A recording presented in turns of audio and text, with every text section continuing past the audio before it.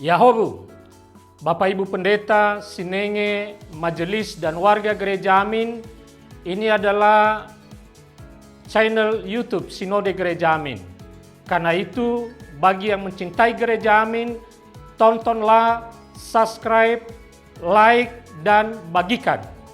Gereja Amin yang tangguh, mandiri, dan peduli. Tuhan Yesus memberkati.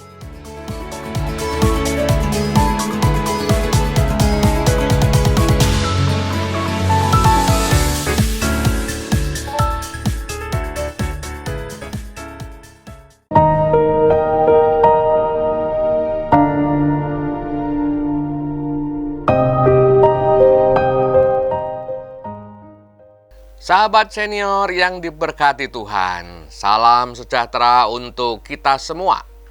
Bersyukur dapat kembali menjumpai sahabat senior lewat acara Jendela Hati. Bersama saya, Pendeta Johannes Immanuel Tuaidan dari GKI Palsi Gunung. Renungan kita hari ini Senin 17 November 2025. Ditulis oleh Pendeta Adi S. Patria Bara dari GKI Kafling Polri dengan judul Mengelola Marah yang dilandaskan pada surat Efesus pasal 4 ayat 25-52. Sebelum membaca Alkitab dan merenungkannya, mari kita berdoa. Terpujilah Tuhan ya Bapa di dalam Yesus Kristus. Bersama Jendela Hati, kami diberi kesempatan untuk membuka hati dan menyambut sabda Tuhan yang menguatkan kami, yang menuntun kami untuk makin hari makin dekat kepadamu. Oh Tuhan, pimpinlah kami sehingga kami merasa tenang berada di dekatmu melalui Jendela Hati pada saat ini. Terima kasih, kami berdoa di dalam nama Yesus Kristus. Amin. Sahabat senior, nas Alkitab yang akan menjadi pusat perenungan kita hari ini adalah Efesus 4 ayat 26 sampai 27. Saya akan bacakan dulu. Apabila kamu menjadi marah, janganlah berbuat dosa.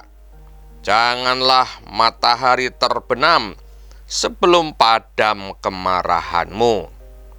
Dan janganlah beri kesempatan kepada iblis.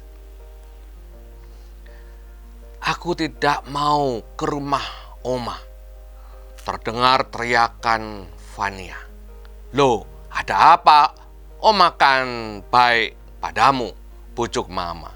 Iya, Oma memang baik, tapi di rumah Oma ada Tante Clara. Tante Clara itu galak, suka marah-marah. Aku tidak mau ikut, kata Fania. Sahabat senior, semua orang pasti pernah marah.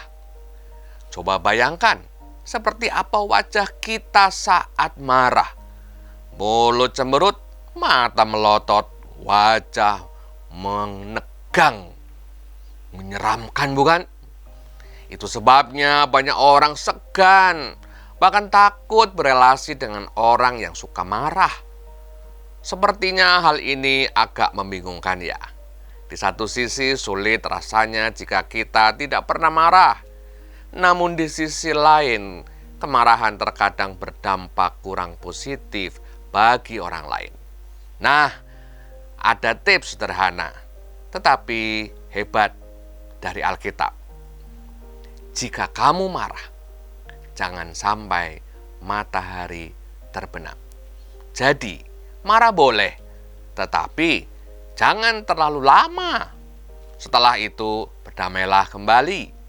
Mungkin kemarin wajah kita cemberut dan menyeramkan, tetapi kini wajah kita teduh dan menyejukkan. Sahabat senior, marah adalah emosi yang wajar dialami manusia. Bahkan terkadang perlu dilakukan agar terjadi perbaikan atau perubahan ke arah yang lebih baik.